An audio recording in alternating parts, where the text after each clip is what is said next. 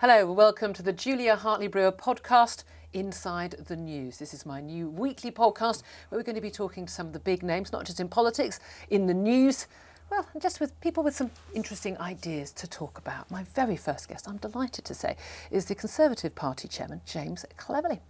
Hello to you. Julia, hello. We meet on an auspicious time for politics, for Brexit, possibly even for the Conservative Party. This is a day after we've been told that Parliament is to be prorogued, Queen's speech the 14th of October, and the day after, frankly, I think blatantly have to call it hysteria on the streets of London, as we have seen apparently, according to the BBC, absolute outrage on the streets. Mostly it was laughter in my house, and I think for 17.4 million leavers. What was your reaction when you heard the news?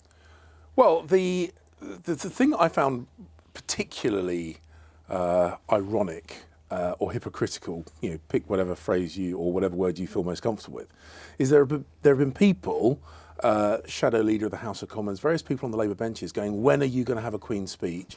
This is the longest parliamentary session for, I think, 400 years. You'll need to check your history books. We demand a Queen's speech. We demand you set out your agenda, etc., etc. They've been saying that. So we've now got a new Prime Minister who was selected right at the end of the period before summer recess. So at the first opportunity coming back to the House, he said, right, I'm going to set out my agenda about health and policing, all that kind of stuff, have a Queen's speech, and a short prorogation ahead of the Queen's speech is what happens every single time you have a Queen's speech. So that's what's happening this time. And suddenly, boom. So you're saying no biggie. Look, you and I both know whatever the Prime Minister's saying about it, this is all about the Queen's speech and about legislation. A lot of that legislation can go through without a Queen's speech, but also the timing is very specific. This is about taking on the Remoaners.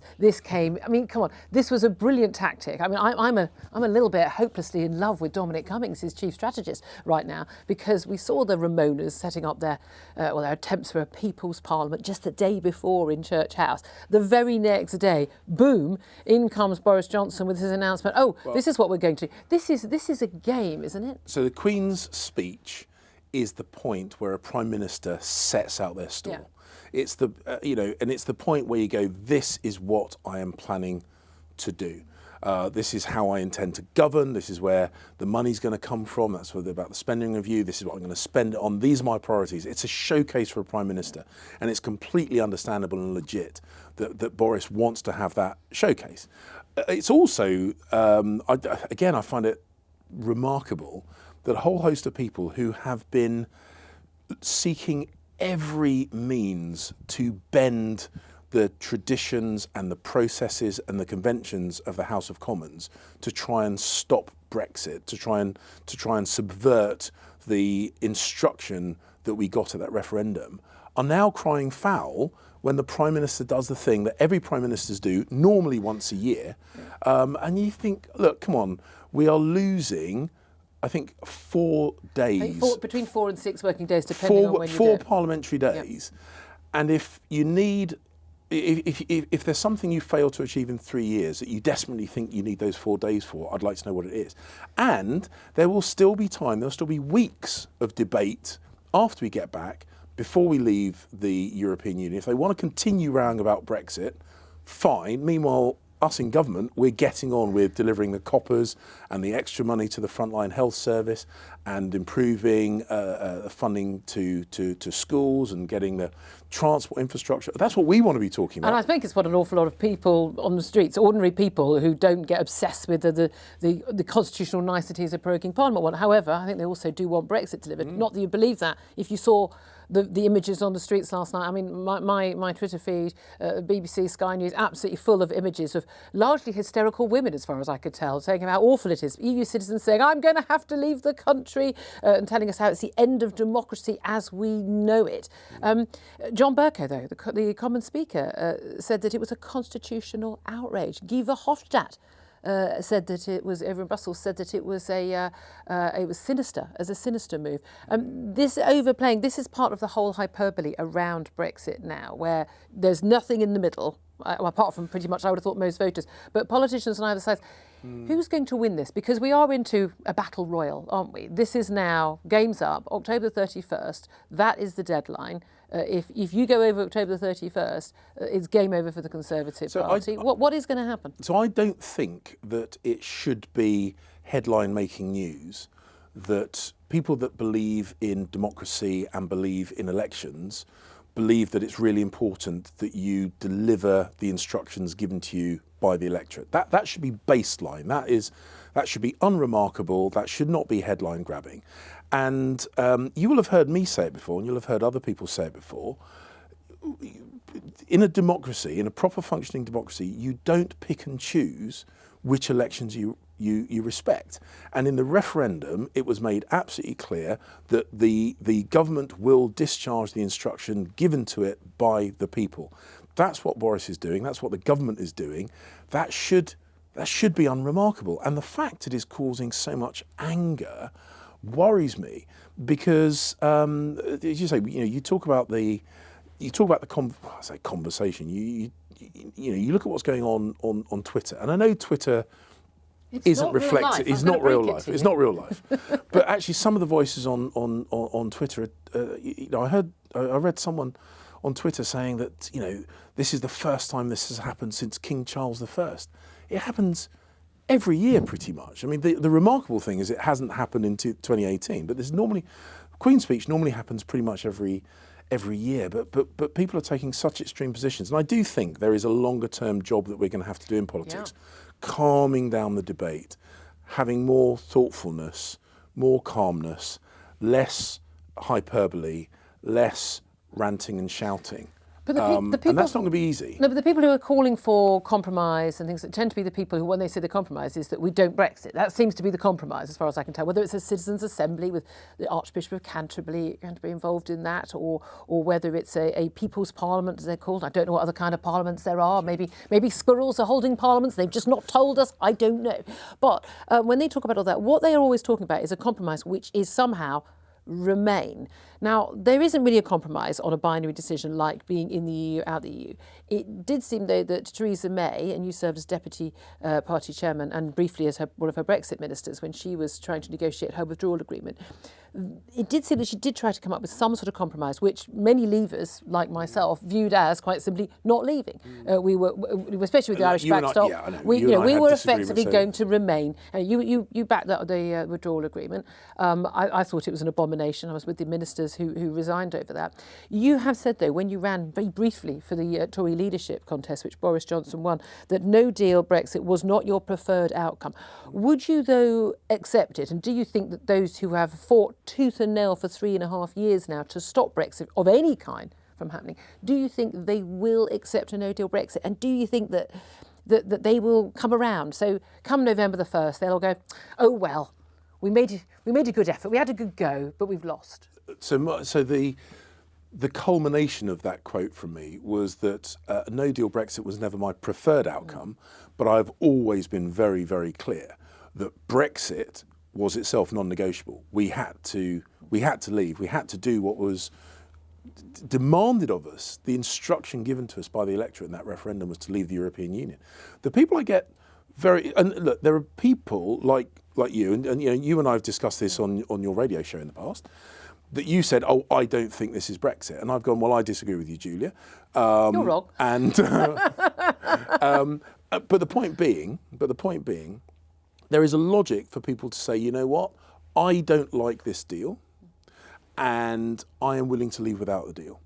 There is a complete logic to that. There is no logic in my mind for the people saying, I refuse to leave without a deal, but I'm claiming to respect the referendum result, but then I'm going to vote against every deal that's put forward. And that's what we've seen with swathes of the Labour Party. They claim that what they are fighting against is a no-deal Brexit, but then they voted against every incarnation of a deal. And you're right, Theresa May, I think, genuinely and honourably attempted to try and square that difficult circle. She tried to put forward something which could get cross-party support. there was a strong implication from the Labour Party that the things that they were uncomfortable with were in the future declaration. So that was stripped out. And even when that was stripped out, they said, oh no, we're still not going to vote for it. They were never going to vote for it. And what we realise now is that the people who met in Church House, the people who claim to be making compromises, they're not making compromises. They don't want Brexit to happen. And I would prefer they were just honest about that, because all this claim that it's about a no-deal Brexit, that is a complete smokescreen. They want to stop Brexit completely, and I think that is deeply, deeply, deeply undemocratic. Do you think they're able to do it? Do the likes of the Lib Dem leader Joe Swinson, Jeremy Corbyn, and other, I suppose, more Blairite, Brownite, moderate Labour Party members, some of your former colleagues in the Conservative Party ranks, like Dominic Grieve, Philip Hammond, Ken Clarke, do you think they are able to stop Brexit? Because it seems to me that October 31st, we don't need to hold on to that date. 29th of March was chosen by the British government previously. 31st of October wasn't even a request from Theresa May. This is an arbitrary date chosen by the European Union. I'm not fixated on that, other than if we have another delay, will the British people put up with it? But do you think that no matter what, Brexit is going to happen? I'm absolutely confident. I'm absolutely confident. There's no way in which it can't happen. Well, look, no, what I'm about to say, I'm absolutely confident that the Prime Minister, ministers, me, we are going to do everything we can to make sure that happens. There will, of course, be people trying to prevent us doing that. We've seen the people, having all these meetings, seeking to impose Prime Minister that no one's voted for, either inside the House of Commons, in a political party, or anywhere in the country. So they will keep fighting to try and stop it from happening. But the point that I think that people need to understand is that if we don't deliver on our promises, the damage that will do to democracy at the most fundamental level is huge. People want to know that if they give politicians an instruction through the ballot box, that we honour that instruction. We don't say, actually, you know what, it proves a little bit inconvenient, or it doesn't quite turn out the way I would like, so therefore I'm going to ignore that electoral instruction. We don't get to do that. No, but isn't actually, their argument isn't that. Their argument is that you silly voters, you didn't know what you were doing, and we know better than you. That's the attitude.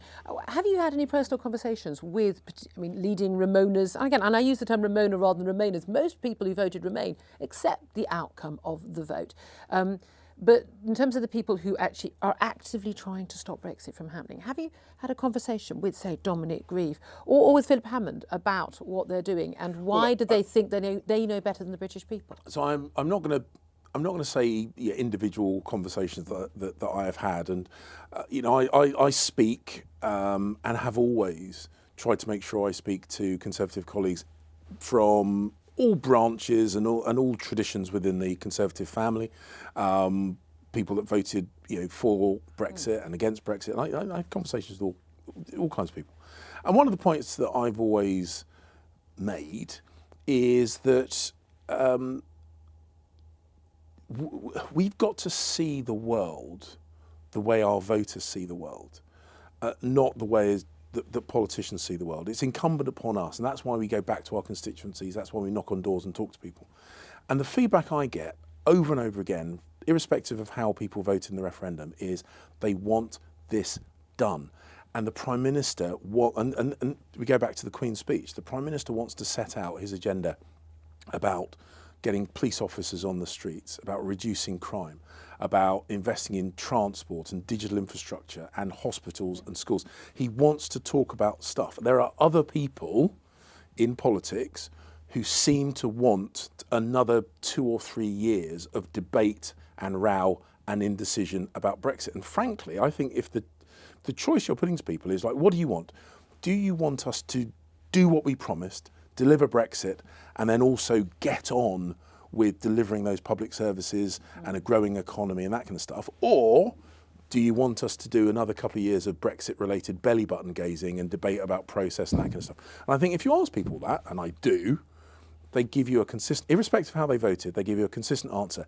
Get it done so that we can talk about police anything and but. Yeah, absolutely. Even I, as a staunch Brexiteer, with a 3.5-hour radio show to fill every day, would like to not have to talk about Brexit anymore. Other stuff matters. I mean, look, this is an important issue, and as I say, it's really important that politicians deliver on the promises they make when we go to the ballot box.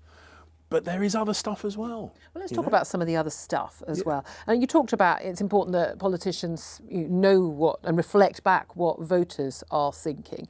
How important is it that politicians, particularly the government, the cabinet, reflect back how the population looks? There was a lot of talk when Boris Johnson appointed his new cabinet about the ethnic minority cabinet members, particularly very senior members, party chairman like yourself, Sajid Javid, the Chancellor, Priti Patel, the Home Secretary.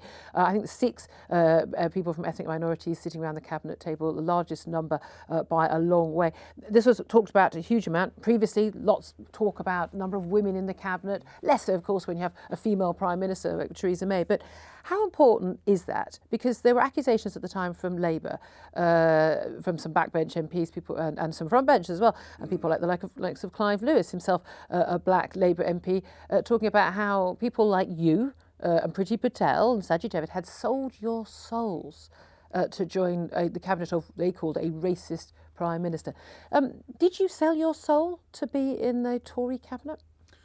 Well, if I have, I didn't get a receipt. I didn't get a gift receipt. No, absolutely not. Look, I worked with Boris when he was Mayor of London. And I saw the work he put in to making sure that City Hall in London worked for everyone in London, all communities, all backgrounds, all races, all genders, all sexualities. The fact that he is seeking to deliver government on behalf of everyone in the country is no surprise to me at all, because I've seen the real person, I've seen the real Boris Johnson at work. Now, the fact the Labour Party have got a comically distorted caricatured vision. Well, he's racist, homophobic. I mean, every ick and ist has been thrown at him. So when they're confronted with the reality, which is, as you say, a cabinet full of diversity from the Conservative Party, appointed on merit, it freaks them out. They can't compute. They can't understand it because it so contradicts their stereotype of him. So look, I look around the cabinet table and I see people who really know their stuff in the areas that they're working, experienced politicians who've got a record of delivery both in government and before becoming parliamentarians. And I was really proud. That's why I tweeted about it. I was really proud because I was looking at the cabinet and at other levels of government thinking, this is the party that I know and this is the party that I love. And this party has been good to me. It's helped me get on. And that's why I love being chairman of the Conservative Party, and I'm proud to be a Conservative. And I look at the leadership hustings. There's a brilliant photograph of the final hustings in London in the Conservative Party leadership campaign. Nearly 5,000 people. And you look at the people standing up asking questions. You look at the people in the room, and I'm like, that's my party, and I'm deeply proud of it, and the government reflects the party and the party reflects the country. And yet we've got someone like David Lammy, another Labour MP, talking about comparing Tory Brexiteers like yourself to the Nazis. There does seem to be a view on the left. I'm not into identity politics. I don't feel the need to have a woman representing me as a woman. I think the idea that a black area particularly needs a black MP, maybe lots of people might think that's understandable, but wow, in that case, do white areas get to say, well, we need a white MP to represent us? Well, I think you're into very strange territory there. I'm into what people think and what people say, as opposed to the pigment of their skin, which seems to me to be utterly irrelevant to the ability to do the job. The Labour Party, though, is very fixated, is it not? But particularly on the left generally, on this idea of diversity of I suppose, appearance rather than a diversity of opinion. But there seems to be a view that if you are black or if you're Asian, you belong to us, and you are somehow a traitor to almost, horrible phrase, horrible racist, an Uncle Tom. So I've had this. If you are right wing and you are ethnic minority. So I've had this in various forms since I first started getting involved and interested in politics. I'm not going to go through the shopping. I'm not going to go through the shopping list. but it's and sometimes it's more pernicious actually. The name calling, I can give a monkeys about that. I don't care. It's water off a duck's back. That's fine. But it's the subtle little pernicious thing. Like what? So the idea, for example, that you can't really believe the things that you're saying. If you're saying conservative things, if I'm saying that actually I think people should have individual choice, that I think that they should have the opportunity to be rewarded for the work and effort that they put in. So these long-standing conservative philosophical things. The idea that I can't really believe that because I'm black, it's a nasty little nibbling away at what I think I've achieved through hard work and effort and a supportive party. You're pretending to think these things. Yeah, so I can just get on. That I'm speaking someone else's script. That is really corrosive, and ironically, the people who are hurt by that are not people like me, because I've been given opportunities, but it's the people perhaps like me, perhaps 20 years younger than me, who are thinking of getting involved in conservative politics, who may be black or women or whatever, and they're the ones who are being dissuaded. And I don't think it's accidental. I think it's a conscious decision to try and intimidate and scare future generations of conservative or right of centre politicians from black and ethnic minority backgrounds, or who are gay or who are women, basically saying you will be targeted. Look at what we're doing to this guy, and know that Cleverly might be big enough and ugly enough and tough enough to laugh it off, but we'll come after you just as hard, and you don't have that little protective sphere. It's a way of intimidating, and you're right about that lack of diversity. It's okay as long as you look diverse, but if you think diverse, no. You don't get to play in the sandpit, and that's who they're trying to intimidate, and I won't let them.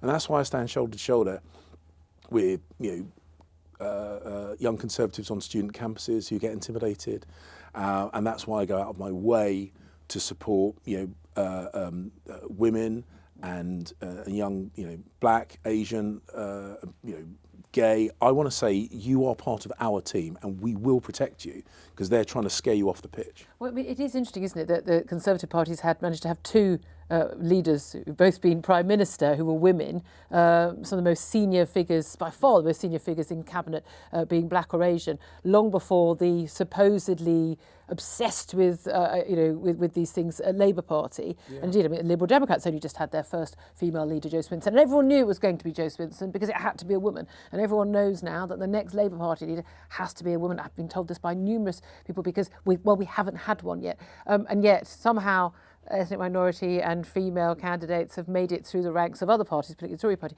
Is that just a coincidence, or is there something about the Conservative Party that means that happens specifically in the Conservative Party?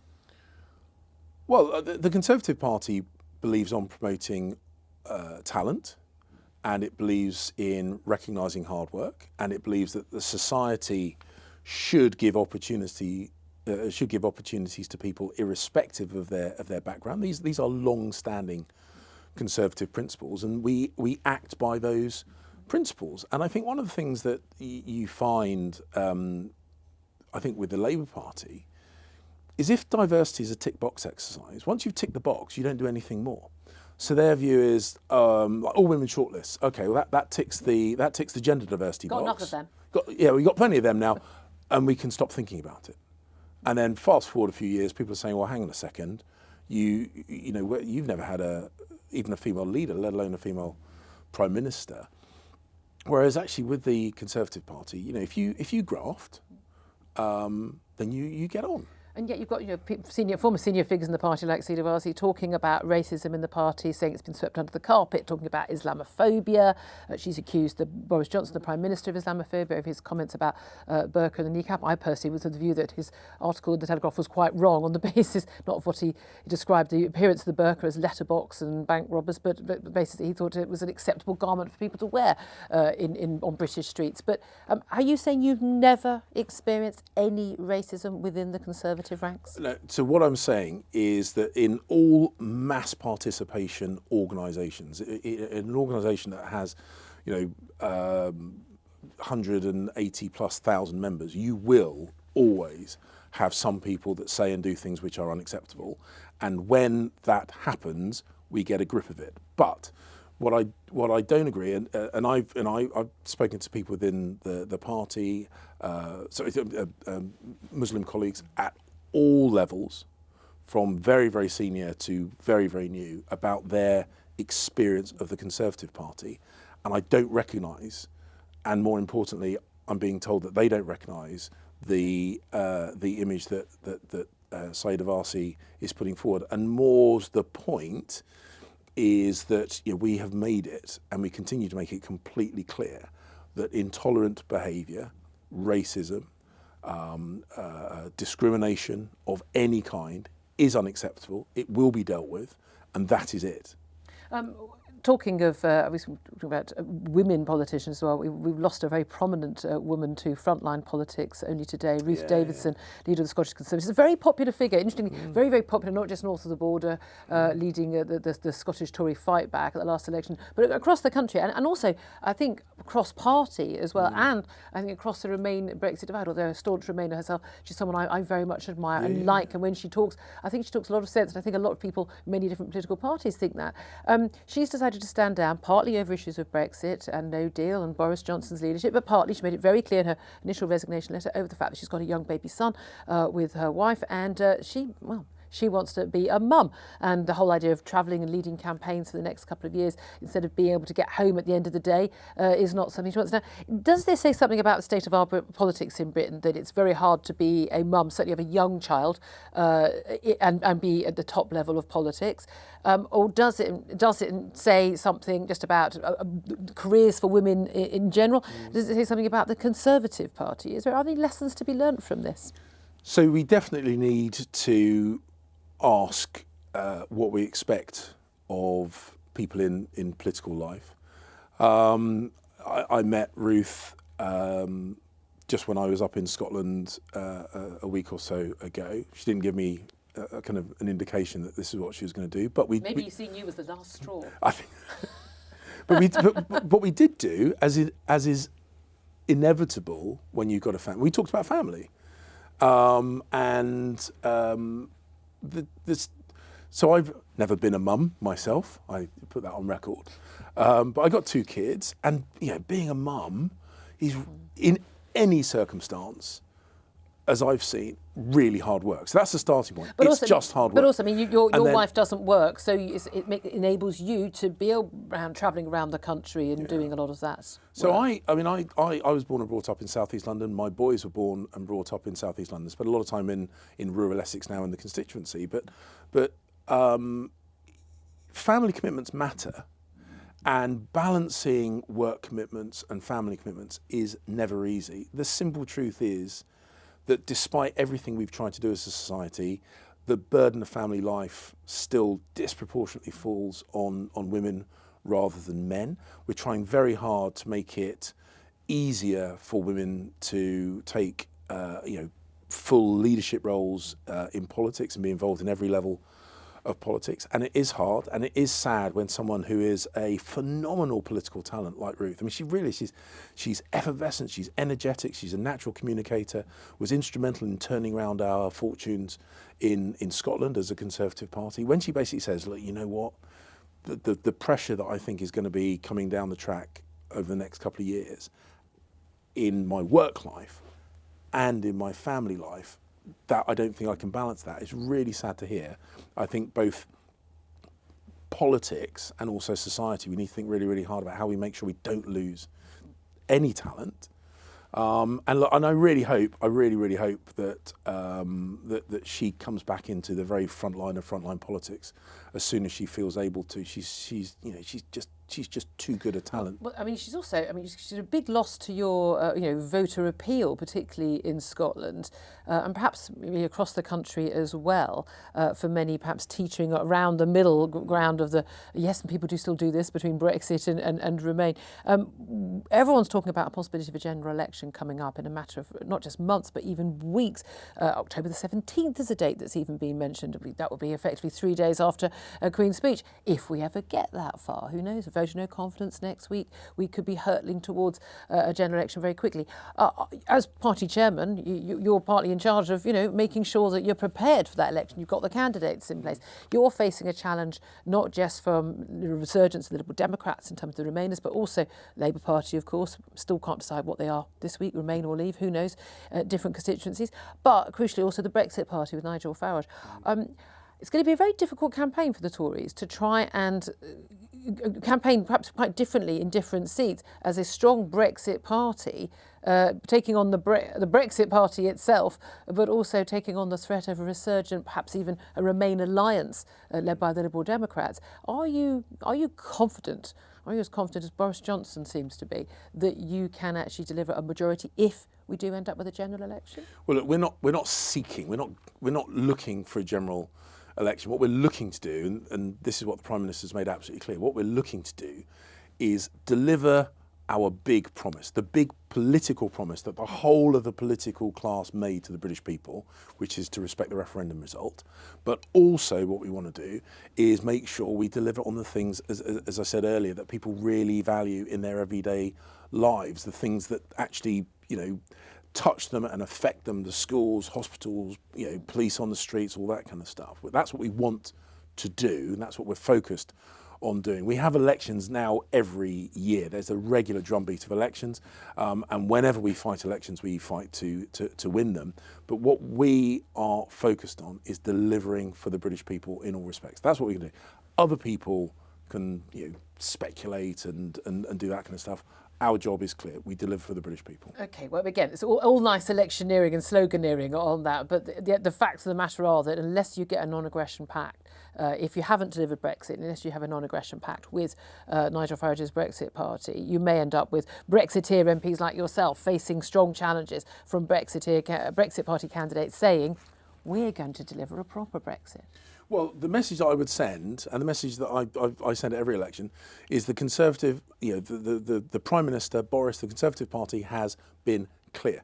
We are going to deliver Brexit and we're going to deliver good quality public services and a growing economy. If that's what you want, you should vote Conservative. All right, October the 31st, are we definitely leaving, deal or no deal? Yes. 100%? Yes.